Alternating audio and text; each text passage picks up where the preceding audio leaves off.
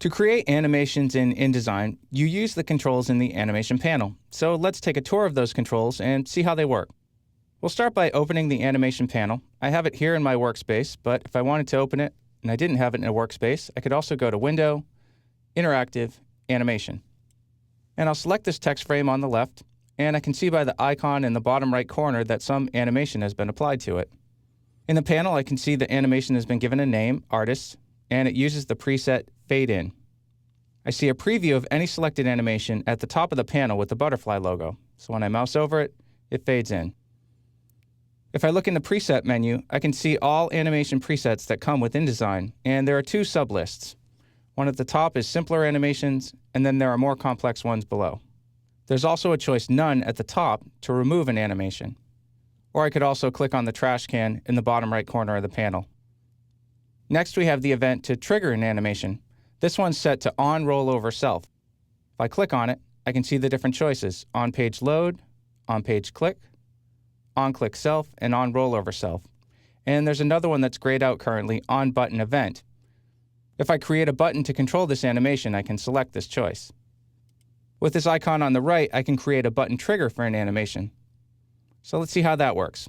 Below the author's name, I have just a regular InDesign frame over here, and I'd like to make this into a button that will trigger the animation to play. So I can click on the trigger, and then click on the frame. This is converted into a button, and it's going to play the animation Artist. And if I look in the Options menu, it can do other things too. It can stop the animation, pause it, resume it, reverse it, or stop all animations. I could have also clicked on an existing button, and InDesign would add an additional action to play this animation. And one more thing, if you use the Create Button trigger, then be sure you don't forget to give the button a descriptive name. The name Button 448 isn't very descriptive. Another important thing to remember about the Events menu is that you can have more than one event trigger an animation. So if I select the animation again, I can see now there are two events that will trigger this animation: On Rollover Self and On Release of that button. Adding another event doesn't remove any previously selected events.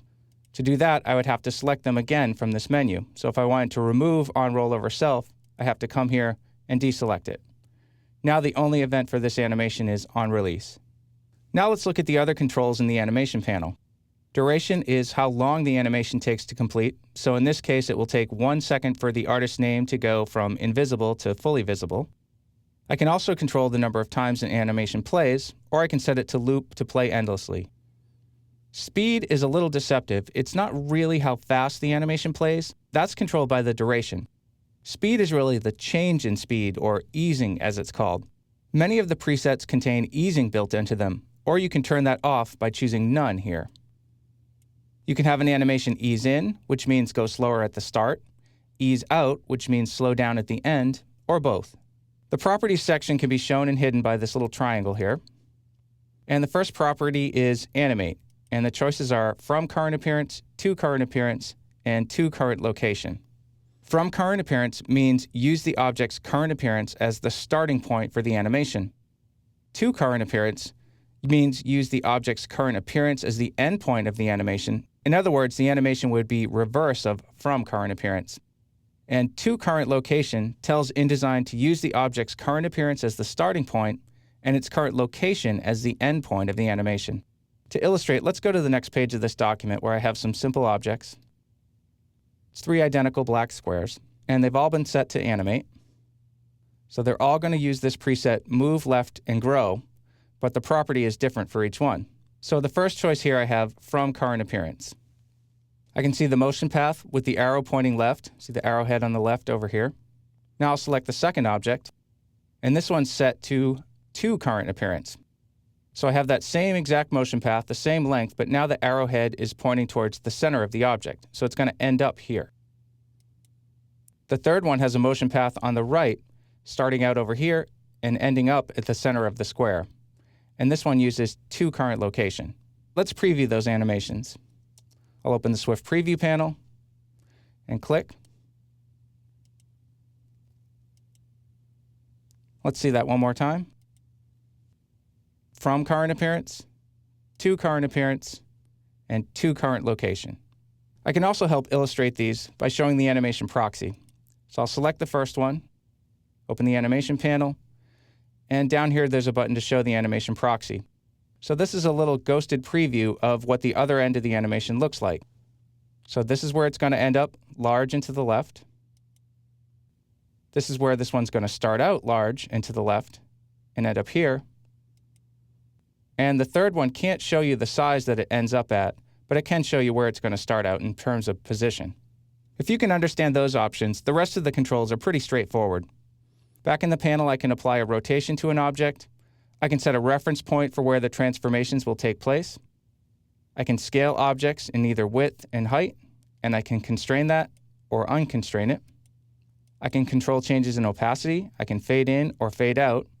Unfortunately, the change in opacity is an all or nothing thing. I can't fade in or out to anything less than 100% or 0%. So I can't fade to, say, 50% opacity. And lastly, we have visibility controls. So I can have an object be hidden until the animation starts, or I can have it disappear after the animation ends. I also have a button down here for opening the timing panel. I have a button for converting a regular path to a motion path down here, and we'll get into that in another video. And I can click the trash can to remove an animation. Let's look in the panel menu. I have commands for saving a new preset, so if I tweak all the settings just the way that I want them, I don't have to redo that work all over and over again. I can save a preset and then pick it from the preset menu. I can manage presets to add and delete presets.